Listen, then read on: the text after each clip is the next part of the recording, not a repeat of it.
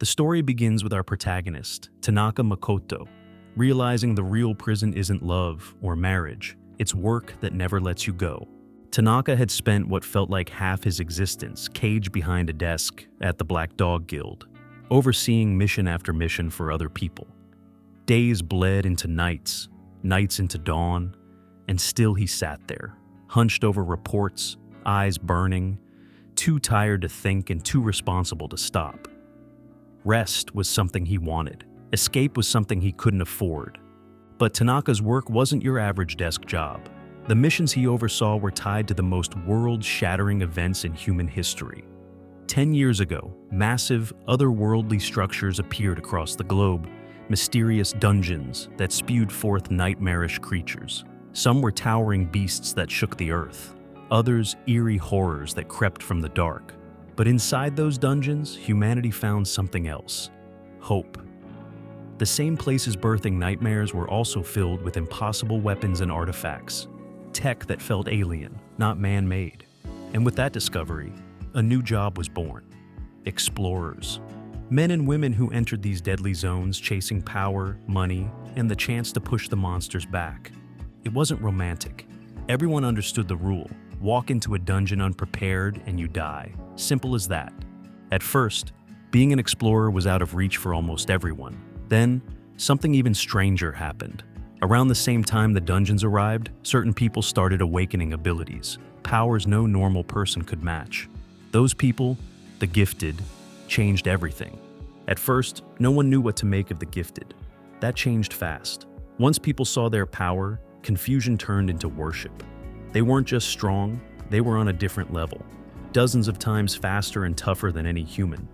In a world under siege, they became the last line: clear the dungeons, kill the monsters, keep humanity alive. And Tanaka Makoto, for better or worse, was one of them. One mundane morning, while packed into a crowded train on his way to the very job he loathed, Tanaka overheard a young man animatedly talking to his girlfriend. The man's eyes were glued to his phone, his voice filled with an almost childlike admiration for the explorers he was watching on a live stream. To the average citizen, these gifted explorers were modern-day superheroes, celestial beings sent from on high to rescue the world from the brink of collapse. Since witnessing these battles firsthand was far too dangerous, enterprising companies had created streaming platforms to broadcast the exploits of explorers to a captivated global audience. A platform known as DTube had risen to prominence, becoming the premier destination for anyone wanting to see the raw power of the gifted in action. Judging by the fervor of the man on the train, Tanaka surmised that DTube had become a cultural phenomenon, with practically everyone in the city tuning in. Even with his abilities, Tanaka never chased fame. He didn't dream about sponsorships or fan meetups. All his energy went into work, day after day, until nothing was left except fatigue. He dragged himself toward the Shibuya underground dungeon. After checking in, he stood before its vast open entrance, a black void that seemed ready to swallow him whole. Then he pulled a small polished drone from his coat pocket. It slid into the air behind him and began to hover with a low hum. The device was standard issue for Guild explorers, built to record missions and stream real-time data back to headquarters. It even had a public livestream mode, a feature Tanaka had never used. He wasn't here for views or fame. This was just work. Just quota.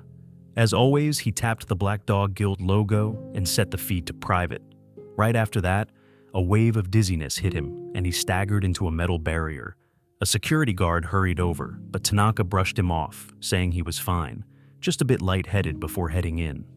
The truth was worse. He'd slept barely 2 hours, hadn't been home in 2 weeks, and exhaustion was crushing him so hard he was starting to question why he was even doing this. The company he worked for was a government subcontractor, which meant they were perpetually buried under a mountain of difficult, thankless tasks. At this rate, he knew with grim certainty that he would die from overwork. Yet, the thought of quitting was a luxury he felt he couldn't afford. With a dead, hollow look in his eyes, he prepared to once again descend into the abyss. His vision blurred for a moment as he went to press the start button for the recording.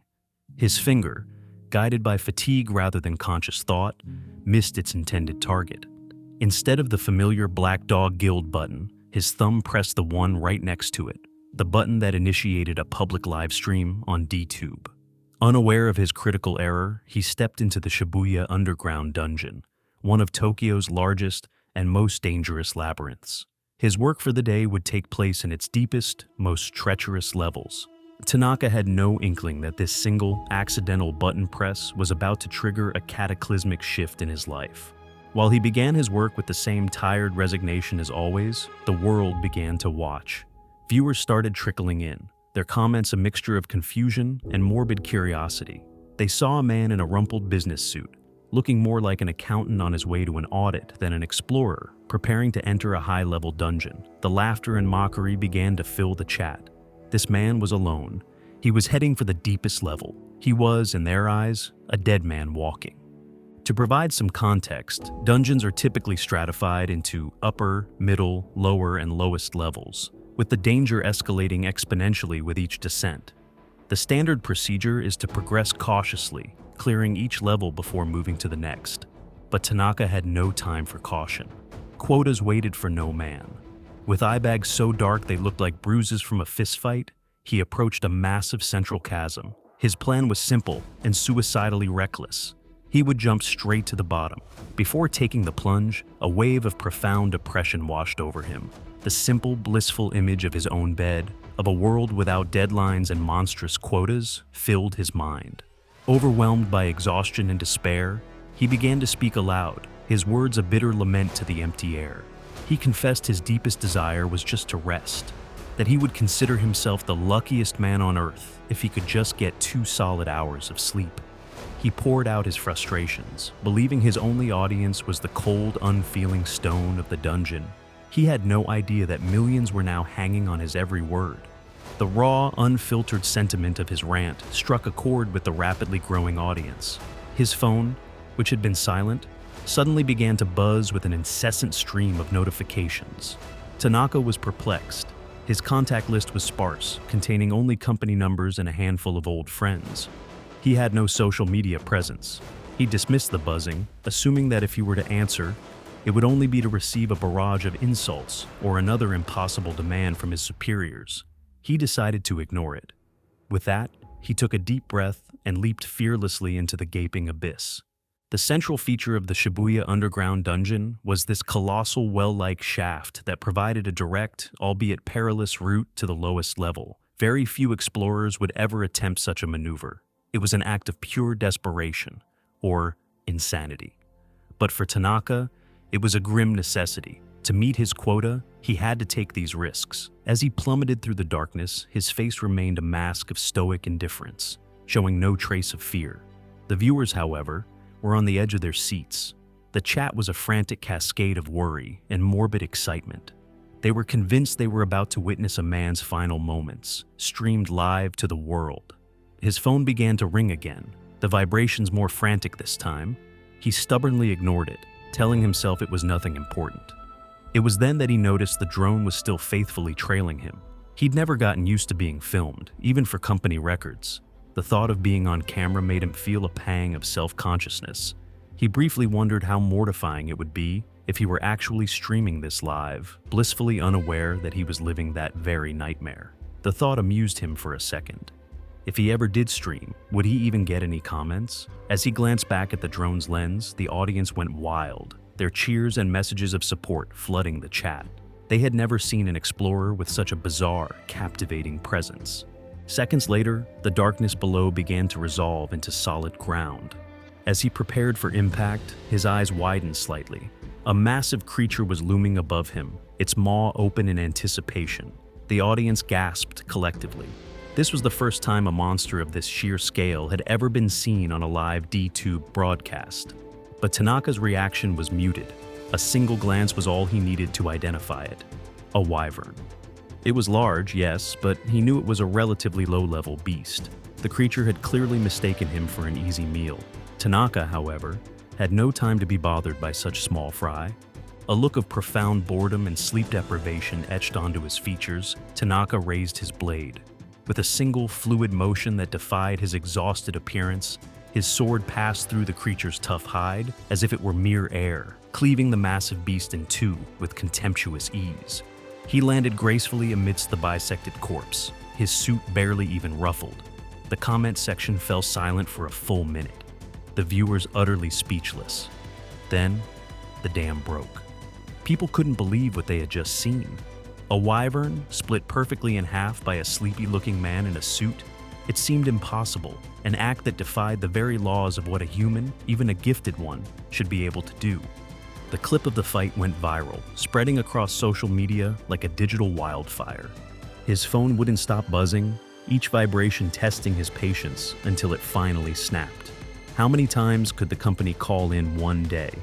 But before irritation could settle, movement in the darkness caught his eye. From the shadows emerged trolls, minotaurs, basilisks, and death knights, each more terrifying than the last. And towering behind them all was a shape so massive it made the wyvern seem like a lizard, the tyrant dragon. The live chat's excitement turned to horror. Everyone knew the lowest levels of a dungeon were death zones ruled by monsters beyond imagination. Now, armed with nothing but his sword and sheer resolve, Tanaka stood alone against an army. The new arrivals made the wyvern look like a warm-up. Trolls built like walls, minotaurs raging like beasts, basilisks killing with a glance, and death knights that never stopped coming, but none compared to the tyrant dragon, the ruler of this hell. Even Tanaka, hardened by countless battles, wanted nothing to do with it. Yet quitting wasn't an option.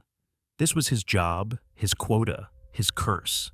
So, with a weary sigh and the same tired expression, he gripped his sword, muttered a silent prayer, and faced the horde head-on.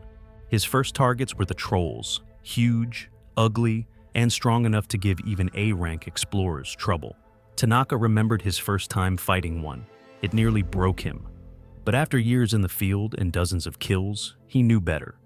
Trolls were tough and powerful, but that was all they had. No tricks, no abilities, no strategy. Just muscle.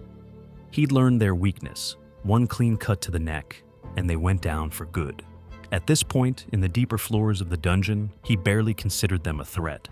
So, when Tanaka, this blank-faced, exhausted-looking salaryman, casually sliced through 3 of them in one clean motion, the stream exploded. Viewers started screaming fake, saying it had to be edited because no single person should have that kind of power. Others weren't so sure. They knew even top explorers needed strategy, formation, and gear to handle one troll. And here he was treating them like background mobs. The viewer count kept spiking. The Black Dog Guild's official lines were flooded with people demanding to know who he was. Meanwhile, the company was in full panic mode, spamming Tanaka's comm over and over, calls he continued to ignore. Oblivious to the chaos he was causing in the outside world, Tanaka simply moved on to his next target. His next opponent slithered into view, a basilisk, a rare, iguana-like monster with cold reptile eyes. Unlike the common ogres below, this thing lived in the deepest levels. Its real threat was its petrifying breath. One hit, and you were stoned forever. The audience held its breath, their concern for Tanaka's safety reaching a fever pitch. The stream had now surpassed 5 million viewers, an unprecedented number for any D2 broadcast. Tanaka, a veteran of countless battles, was well aware of the danger. He knew that the basilisk's breath meant game over. A team of explorers might have a chance if a companion could administer a special healing item in time, but Tanaka was a perpetual soloist. He had no backup. His only option was to end the fight before the creature could even draw a breath. With a burst of astonishing speed, he darted forward, his blade aimed not at the creature's head or neck, but at its soft underbelly. He moved like lightning, his sword tracing a silver arc as it sliced open the monster's abdomen from below. It was a perfect one-hit kill. As the creature fell, Tanaka muttered to himself, his voice picked up by the drone's microphone. He explained that the basilisk's weak point was its stomach, but it was a risky target. A slight miss, he noted, and the petrifying gas would be released uncontrollably. The viewers who heard this were stunned into silence. Tanaka had spoken of it as if it were a little-known fact, but to the world, it was a groundbreaking revelation. No one had ever known this. The chat erupted once more with questions and awe. Just how many basilisks had this man hunted to gain such intimate, life-saving knowledge? The stream's popularity had now reached critical mass. The constant vibration of his phone was starting to genuinely annoy him. Still believing it was just his overbearing bosses, he resolved to continue ignoring it. There was no time to rest anyway, for his final opponent had just stepped forward. The Tyrant Dragon, a proud, universally feared S-rank monster, filled his vision. This beast was an order of magnitude more powerful than anything he had faced so far. Its hide was tougher, its attacks more devastating, and its breath was not merely fire, but a torrent of superheated air capable of melting solid iron. This was common knowledge among explorers, which was why most would flee on sight. The viewers were now in a state of collective panic, their comments a desperate plea for Tanaka to run, to save himself. They were certain this was a fight he could not win. The spectacle of a lone explorer facing an S-rank Tyrant Dragon was so unprecedented that the stream's viewership rocketed past 50 million. The air around the dragon shimmered with scorching heat. Tanaka steadied himself. This was it, the final fight. There was no escape. The Tyrant Dragon stood between him and the end of his quota. He quickly assessed his odds. One mistake, one brush with that blazing breath, and he'd be nothing but smoke. Every move had to be perfect.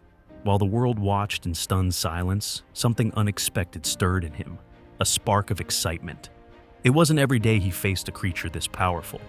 Drawing in a slow, steady breath, Tanaka centered his mind and prepared to strike. But the dragon didn't give him a chance to think. It drew a massive breath and unleashed a storm of white-hot fire, the air itself igniting under the heat. Any normal explorer would have been reduced to ash on the spot, but Tanaka wasn't normal. Gritting his teeth, he endured the blaze just long enough to spot his opening. Power surged through his body and into his blade. Then, in a blur too fast for the eye to follow, he moved. A single, perfect strike cutting straight through the inferno.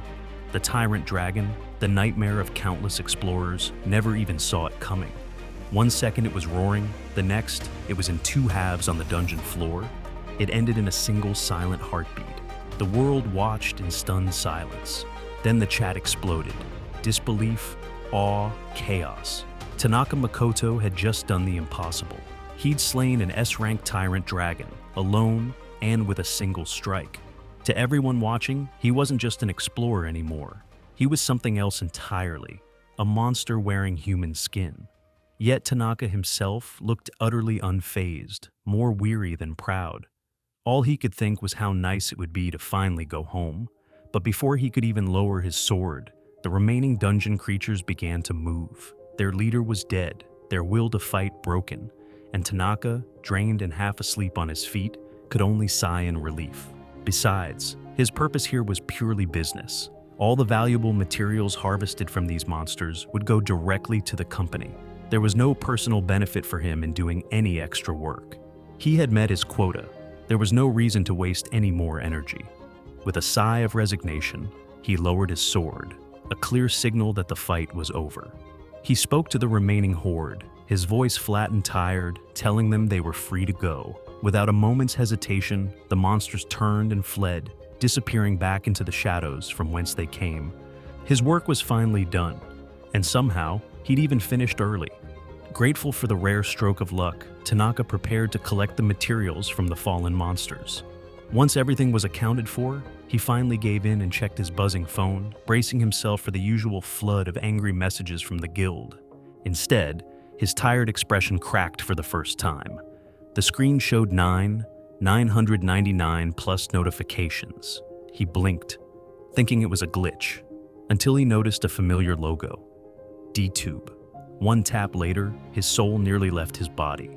His own face stared back at him from a live stream window, with a viewer count reading over 100 million. The realization hit like a thunderbolt. The drone hadn't been set to private. The whole world had watched him. Every swing, every sigh, every muttered complaint. Panic flooded through him as the truth sank in. He'd just streamed himself slaying a Tyrant Dragon live. 100 million people had seen it. Streamers spent years clawing for a fraction of that.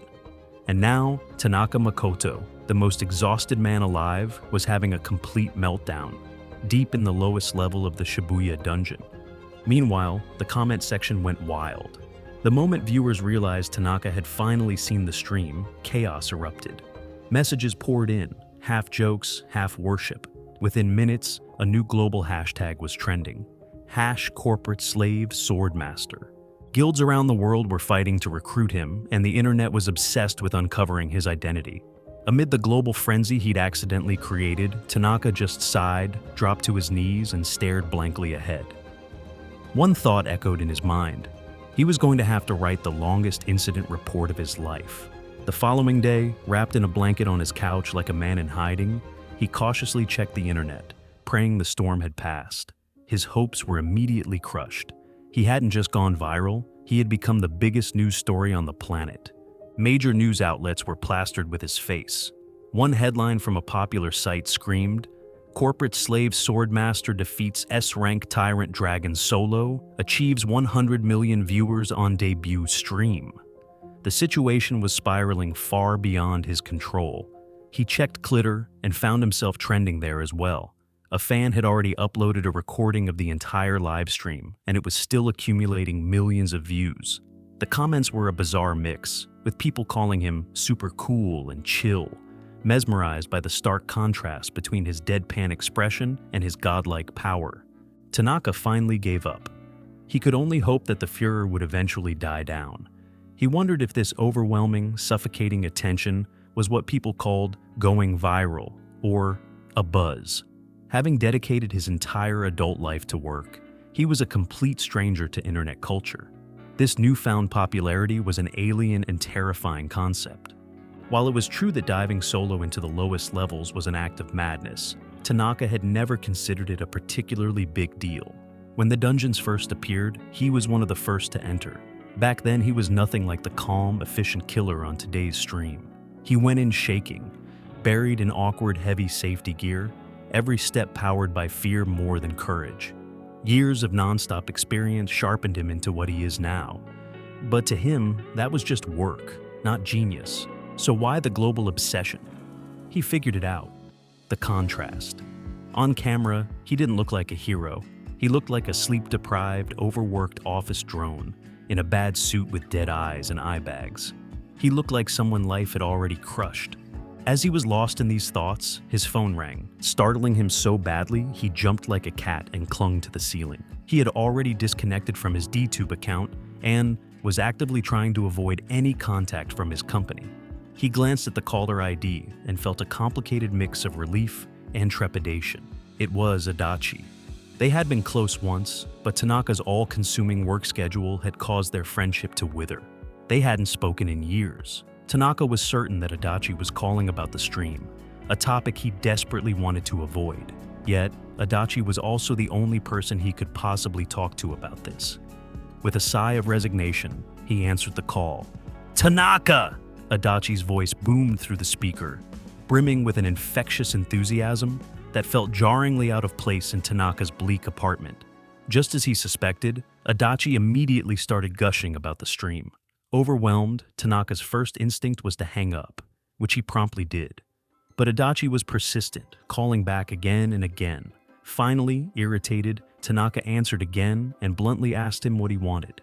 The easygoing nature of their exchange, despite the years of silence, spoke to the strength of their old friendship. And Tanaka had to admit, he needed Adachi's savvy advice right now. Adachi was a social butterfly, always surrounded by friends, and he understood the intricacies of social media. He was the only person who might have a solution to this mess. Their conversation began in earnest, with Adachi praising how incredibly strong Tanaka had become over the years. But flattery was the last thing on Tanaka's mind. He cut straight to the point, desperately asking Adachi what he should do. He wanted to delete the videos, to erase this entire incident from existence. Adachi, however, delivered the grim truth. That was impossible. The stream had been clipped and reposted by hundreds, if not thousands, of people. It had already been translated into 5 different languages and was being spread across international platforms. Realizing the futility of trying to contain the situation, Tanaka felt a wave of despair. Adachi, however, was quick to try and slap him back to reality. He pointed out that Tanaka had become such an ultimate corporate slave that he couldn't even recognize a golden opportunity when it fell into his lap. This, Adachi insisted, was a once-in-a-lifetime chance. Instead of trying to run from it, he should embrace it. He offered a simple, radical solution. quit his soul-crushing job at the Black Dog Guild, and become a full-time streamer. It would give him everything his current life lacked: freedom, time, and a fortune that would dwarf his meager salary. The thought of quitting had never seriously crossed Tanaka's mind before. Adachi noted the deepening shadows under his eyes, a clear sign that his boss, Suda, was still working him to the bone for pennies. Tanaka couldn't deny it. Everything Adachi said was painfully true. For context, Suda was the president of the Black Dog Guild. He, Adachi, and Tanaka had all been classmates in their youth, something akin to childhood friends. But their paths had diverged drastically. Years ago, when Tanaka's parents fell ill, Suda lent him a large sum, and Tanaka felt chained to him ever since, like he owed his life, not just money. But Adachi remembered the truth. That debt was paid off years ago. The only thing keeping Tanaka there now was guilt, not obligation. He reminded Tanaka that the financial debt had been fully repaid years ago. The only thing keeping him there now was a misplaced sense of loyalty and the psychological chains Suda had wrapped around him. Adachi urged Tanaka to finally start living for himself, a concept so foreign that Tanaka genuinely wondered if he was even allowed to. Adachi then astutely guessed the kind of psychological manipulation Suda had likely employed, suggesting he probably filled Tanaka's head with threats that no other guild would ever hire him, effectively trapping him with fear. Tanaka's silence was all the confirmation Adachi needed. As a true friend, Adachi told him not to take Suda's toxic words to heart. After his spectacular debut, every guild in the country would be clamoring to sign him, and if he didn't want to be tied to another company, he could always go freelance. Tanaka countered this, pointing out the logistical difficulties. Items from dungeons couldn't be exchanged directly for yen. They first had to be converted into a special currency called G for gold, and only then could G be exchanged for yen. This final conversion required a special qualification that was typically held only by guilds and corporations, not individuals. It was a tedious system designed to prevent dungeon-found items from destabilizing the national economy. Adachi patiently explained that he wasn't suggesting Tanaka become a freelance material harvester. He was suggesting he become a dungeon streamer. As the name implied, his income would come from the stream itself, from viewers and sponsors, not from selling monster parts. It was a path that didn't require a guild qualification. Tanaka was still hesitant, questioning if he was truly cut out for such a life. Recognizing the monumental leap this represented for his friend, Adachi softened his tone. He assured Tanaka that he didn't have to become a superstar overnight, but if he chose this path, Adachi would be there every step of the way to support him. He revealed that his own job was at a company that provided support services for explorers. He had gotten into this line of work years ago, hoping that one day he would be able to support a certain someone, Tanaka. Adachi's heartfelt confession finally broke through Tanaka's shell of resignation. For the first time in years, he felt a spark of hope. Adachi jokingly offered him a job as a waiter at his company if things didn't work out, trying to ease his friend's deep-seated fear of unemployment. Then, his voice turning serious, Adachi reminded him of a simple, powerful truth. You just defeated a tyrant dragon. Surely you won't lose to a man like Suda. Those words were the final push Tanaka needed. Filled with a newfound resolve, he left his apartment and headed to the Black Dog Guild for one last confrontation. He arrived at the office early, but his boss was already there, his face a mask of thunderous rage. Suda's heavy footsteps echoed through the office like war drums as he advanced on Tanaka, warning him to prepare for the consequences of his actions. As Suda launched into a furious tirade, scolding him for his recklessness, Tanaka felt a familiar churning in his stomach. He was more susceptible to stress than he had realized, but the conversation with Adachi had fortified him, allowing him to see the situation with a clarity he'd never had before. He was no longer a helpless subordinate. Suda ranted about how the stream had destroyed the company's reputation and threatened that the other employees were on their way to help him teach Tanaka a painful lesson. Tanaka remained calm, almost detached. He recognized Suda's management style for what it was: the textbook behavior of a petty tyrant who ran a black company. For years, this man's psychological abuse had worn him down, mind and body. While he still felt a sliver of gratitude for the long-ago loan, he now understood that he had to fight for his own well-being. Suda claimed he did everything for the good of the company, but Tanaka now saw through the lie. Suda simply enjoyed tormenting those weaker than himself. He was scum. Despite his resolve, a flicker of doubt remained, but just then, a text from Adachi lit up his phone, a simple message of encouragement that reignited his courage. As Suda continued to bluster, demanding to know how Tanaka would compensate for the damages and swearing he would never forgive him, Tanaka was busy performing a different kind of calculation.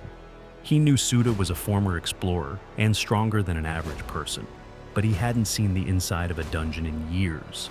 Tanaka coolly assessed him, noting the numerous openings in his stance. He estimated his chances of winning a physical confrontation at over 90%. He even briefly imagined a dozen ways he could end the fight in under a second. As this thought crossed his mind, the last vestiges of his fear evaporated. The tyrant dragon was 100 times more terrifying than this pathetic, posturing man. The only thing he had ever truly been afraid of was losing his job. Now, he welcomed the prospect. Just as Tanaka was about to make his move, the other employees arrived, summoned by Suda. The president grinned, confident that with his men behind him, he could finally crush Tanaka's spirit. Suda followed his typical script, first demanding an explanation from Tanaka to make him feel guilty, then planning to interrupt and shut him down, seizing control of the narrative.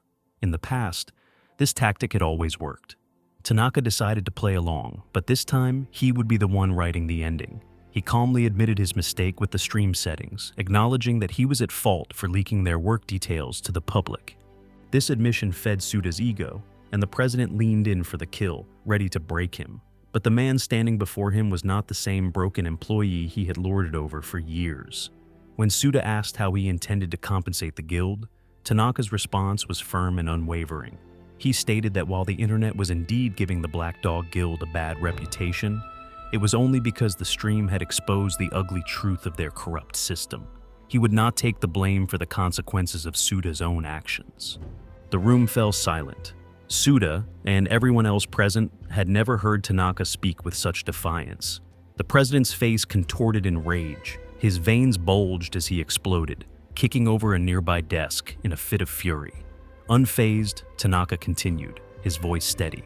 He explained that Suda's guild was a black company, and now its darkness had been brought into the light.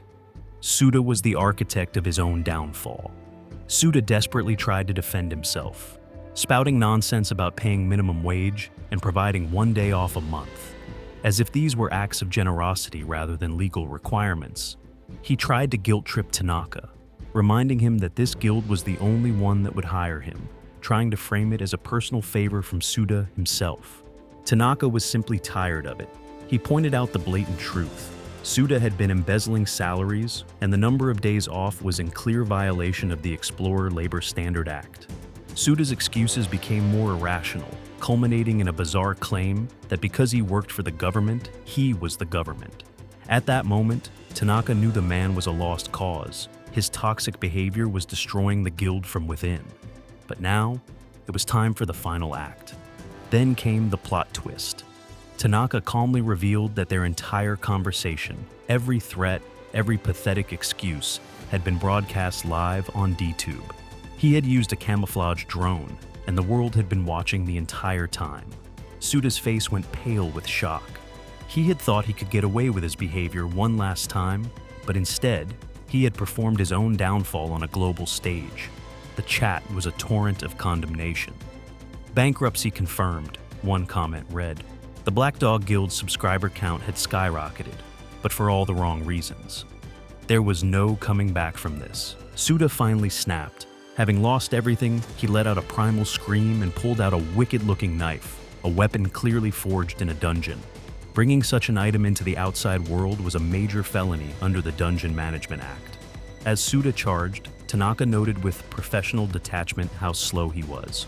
Slower than even the weakest monsters from the lowest levels, the man had grown soft, corrupted by his lifestyle. Before Suda could even get close, Tanaka moved. In a single fluid motion, he deflected the attack and shattered the bones in Suda's hand. As Suda screamed in agony, Tanaka told him it was time he learned a little something about pain. To punctuate the lesson, he delivered a single controlled punch to Suda's stomach. It was a light blow by Tanaka's standards, just enough to send the man flying across the room and knock him unconscious. But even then, Suda was not broken, as the former explorer's pride was too great. He struggled back to his feet, his eyes burning with pure hatred, and ordered his terrified employees to attack Tanaka, threatening to cut their pay if they refused. The first to step forward was a young man who had joined the company last year, a promising but clearly frightened employee. He trembled as he approached, apologizing to Tanaka and whispering that he would only try to hold him down, not hurt him. Seeing his past self in the young man's terrified eyes, Tanaka gave him a nod of understanding. The man went for a low tackle, a good tactic, but his movements were slow and hesitant. Tanaka neutralized him with a gentle, almost apologetic move, laying him carefully on the floor. Suda, seeing his men so easily dispatched, became even more enraged. He screamed for his final trump card, Gouda, an A-rank explorer and Tanaka's junior. Tanaka knew Gouda was strong. They had dived together a few times, and he would be a much tougher opponent. But as Gouda approached, something unexpected happened. He leaned in close and whispered, "Congratulations for finally quitting." Gouda, it turned out, had always respected Tanaka and felt he deserved better than this corrupt company. He had always seen Tanaka as a senior who belonged on a much grander stage. Suda, witnessing this final betrayal from his most capable subordinate, completely lost his composure, screaming insults at Gouda. But Gouda simply turned and gave his boss a look so cold and deadly that Suda froze in place. Gouda declared that Tanaka was the senior who had taught him the basics of being an explorer, and he would not raise a hand against him. Besides, he knew that if he were to seriously attack Tanaka, he would be the one ending up on a deathbed. He then offered to stay behind and handle the president, giving Tanaka the chance to leave freely. Tanaka was touched by this unexpected act of loyalty and gave Gouda a smile of sincere gratitude. As Tanaka reached for the doorknob, ready to finally leave this chapter of his life behind, the door was suddenly thrown open from the other side. A beautiful long-haired woman in a sharp uniform stood in the doorway, ordering everyone to freeze. She introduced herself as a member of the audit section of the association's management bureau. They were here to investigate. Suda let out a maniacal laugh, believing his salvation had arrived. He was certain they were here to arrest Tanaka, the true criminal. But he was delusional. Tanaka knew they were here because of the stream, and the person being reported was not him, but Suda. When the officers moved to cuff Suda, he was completely stunned. He yelled that they had the wrong person, that Tanaka was the real criminal.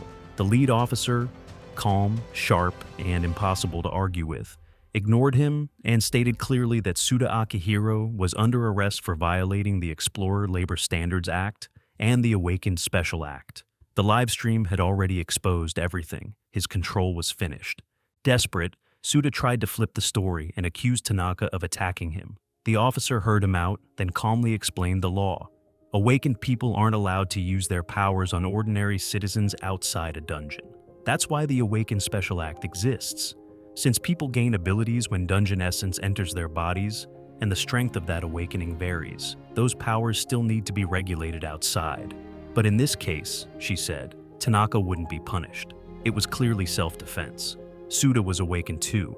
Suda struck first, and Suda even used a dungeon weapon. So the fault was his. Tanaka let out a quiet breath of relief. Then she turned to him and said he'd still have to come to the public office to give a statement. He agreed, even though all he could think was how annoying this was going to be. But when he finally looked at her face properly, he froze. He knew her. Amatsuki. Suda froze the moment he heard her name. Amatsuki Kanede, the chief of Subjugation Unit 1. He was stunned.